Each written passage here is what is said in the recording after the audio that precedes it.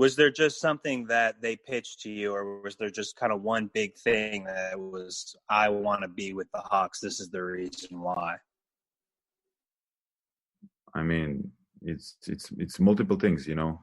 The core they build around, the players they got this year, you know, everything. And me as well, you know, included.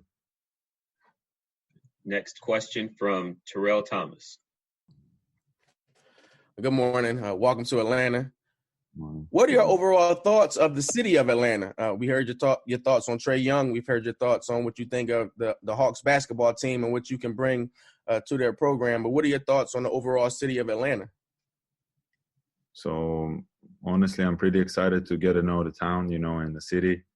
And I'm still kind of settling in and looking for the place. And, you know, I didn't have so much time to look around to visit the city. But I'm really excited. I have I have a friend of mine here playing Pero Antic, you know.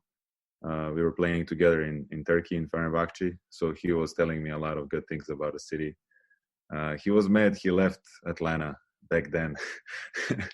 But yeah, he was pretty excited that I got here, and I think he will help me a lot. Thank you. Thank you. We'll go back to Sarah.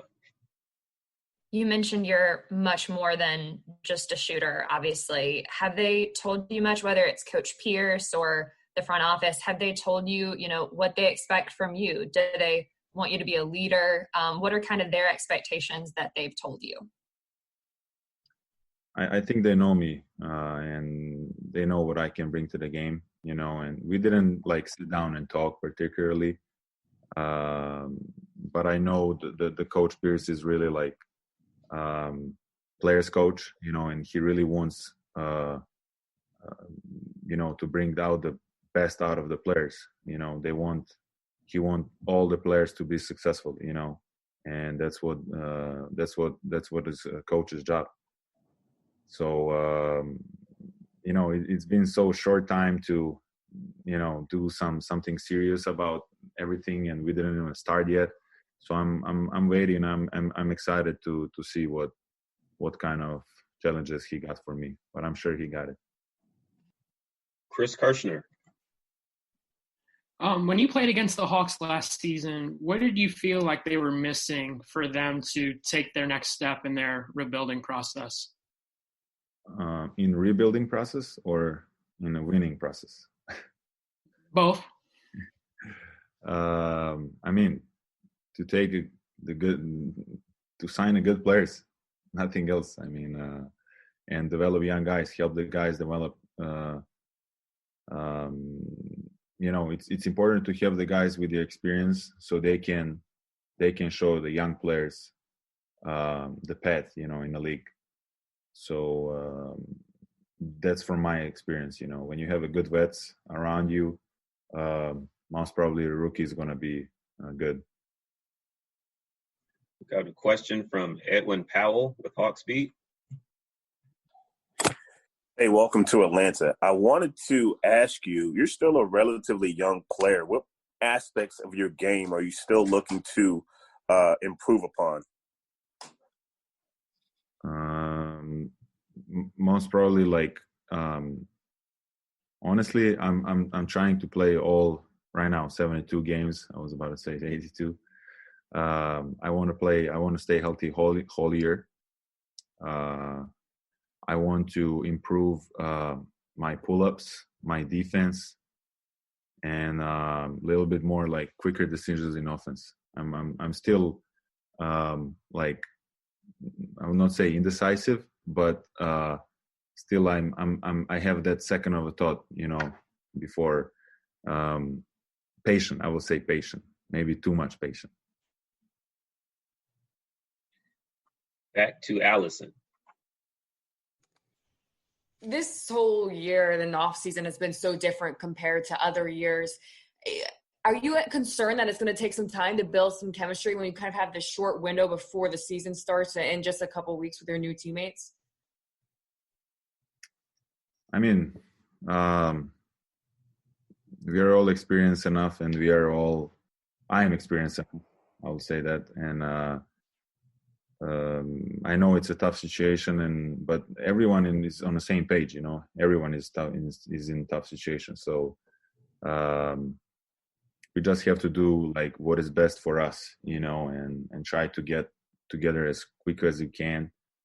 And I think the front office did a pretty good job in like bringing a couple international guys that they're in the league for a while, then couple, you know, young guys and couple American guys there in the league for a while. So that's a good mix that will hopefully work out together, you know, and I'm looking forward, really. Has there been anything that you've been able to do virtually, though, with your new teammates, to kind of get to know them? I know you guys can't work out together right away, but any Zoom calls or teams that you guys have had to get to know each other? Yes, but, you know, we didn't have time there to talk. You know, it's more about, you know, how the season going to go, what's going to happen, you know, based on organizations, you know, just of the NBA organization, nothing else. And text message. Oh, excuse me. Back to Sean. Bogey, sorry about that. Just when you think about the Kings, they kind of took their decision down to the wire, whether to match or not. I was just kind of curious on your end. Would there have been any awkwardness if the Kings had matched? Did you think at any point they might?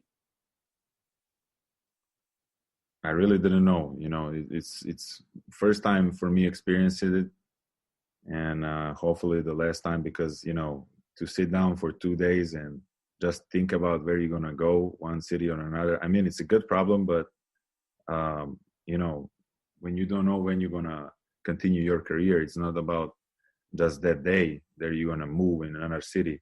It's about a career, you know.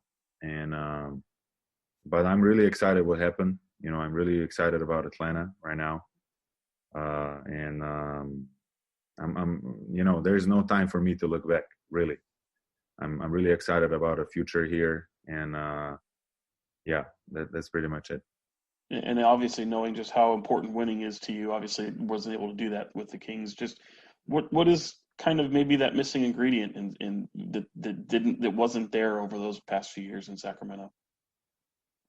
You know, sometimes it's maybe just about the timing. You know, I still think that's a great group of the guys and the coaches. You know, and we really had a fun over there, and pretty talented group. You know, and they know what I think about them, and I know what they think about me, and that's what is most important. You know, and we build a good relationships. We are really good friends. You know, but for some successful stories, you know, it takes time to build that, you know, to build the chemistry, to build, maybe it wasn't the right time, you know, for us to win, but hopefully they, you know, I'm a cheer for them, but, you know, I wish them all the best, really. We've got time for just a couple more. First, back to Sarah Spencer. So this is a Hawks team that is aiming for the playoffs. I know it's very early, but with looking at the roster, are you confident that this team is capable of achieving that this season? Yeah, I mean, when I saw, you know, I honestly forgot Clint was in the roster at the beginning. I saw Clint. Yeah. This team is really good. Like, this team is really nice. Then they signed Gallo, Solomon, Chris Dunn, Rondo. Like, you know, bringing the guy from a championship team, it's really important. And it's going to be really important for young guys, you know. They can look up at him, you know, and see his path in the NBA, you know.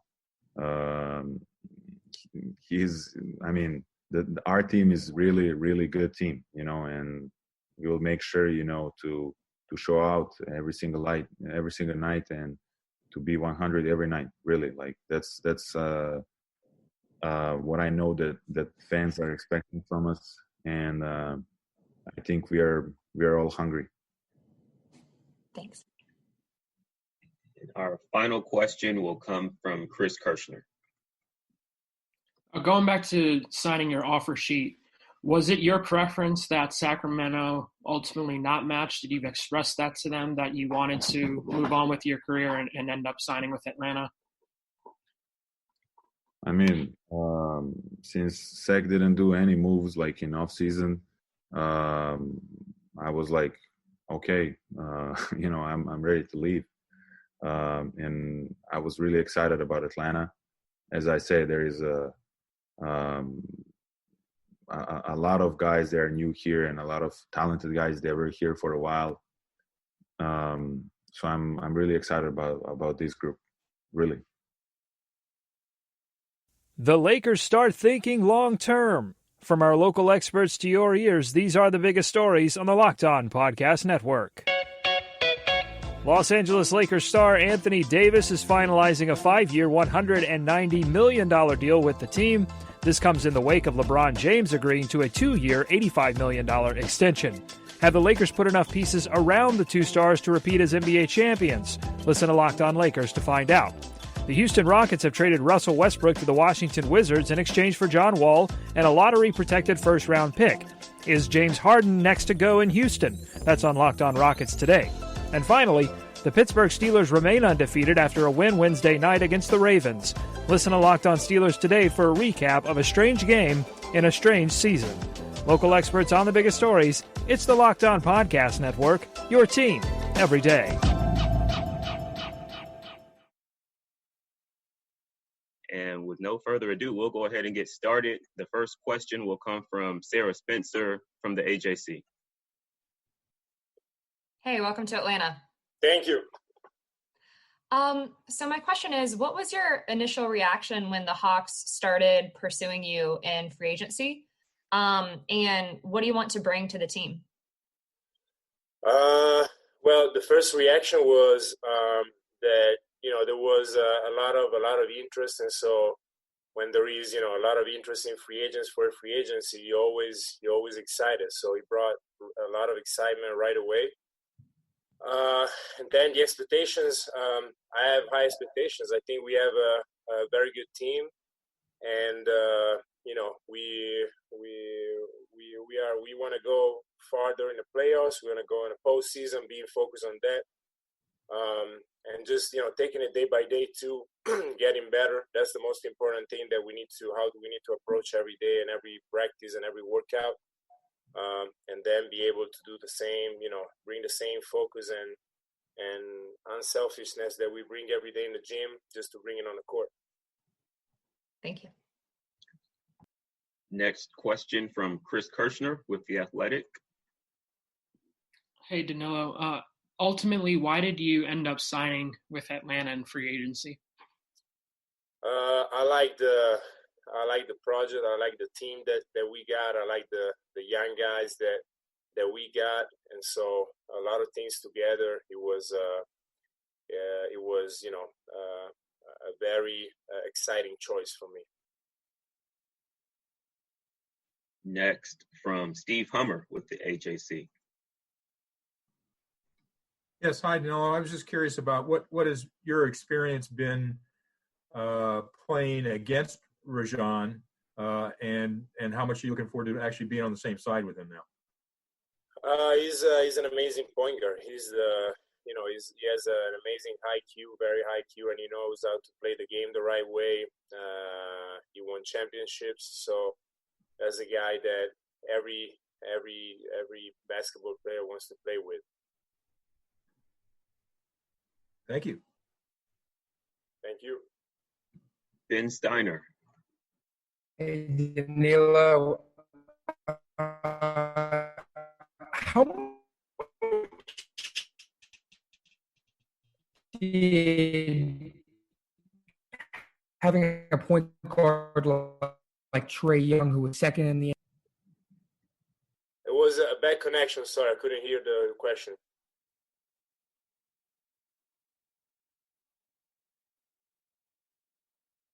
I think we might have lost him altogether. He'll probably rejoin.